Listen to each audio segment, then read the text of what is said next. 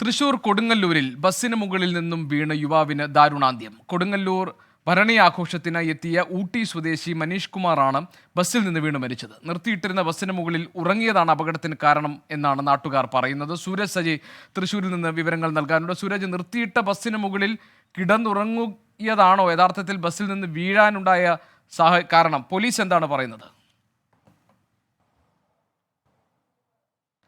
ഗോപികൃഷ്ണൻ, അത്തരത്തിൽ തന്നെയാണ് ഈ പോലീസും വ്യക്തമാക്കുന്നത്. കാരണം ഈ ബസ്സിന് മുകളിൽ കിടന്ന് ഉറങ്ങുകയായിരുന്നു. അറിയാതെ ഈ ബസ്സിൽ തിരിയുന്നതിനിടയിൽ താഴേക്ക് വീഴുകയായിരുന്നു. തലയിടിച്ചാണ് ഇദ്ദേഹം വീണത് എന്നുള്ളതാണ് പറയുന്നത്. അങ്ങനെ തലയ്ക്ക് ഗുരുതരമായി പരിക്കേറ്റതാണ് ഈ മരണത്തിന് വഴിതെളിച്ചതെന്നുള്ളതാണ് വ്യക്തമാക്കുന്നത്. എന്തായാലും ഈ കൊടുങ്ങല്ലൂരിൽ ഈ മീനഭരണി ഉത്സവത്തിന്റെ ഭാഗമായിക്കൊണ്ട് തന്നെ ദൂരദേശങ്ങളിൽ നിന്നടക്കം കൂടുതൽ ഭക്തർ അങ്ങോട്ടെത്തുന്നുണ്ട്. അങ്ങനെ എത്തിയ ആളായിരുന്നു ഈ മനീഷ് കുമാർ എന്ന് പറയുന്നത്.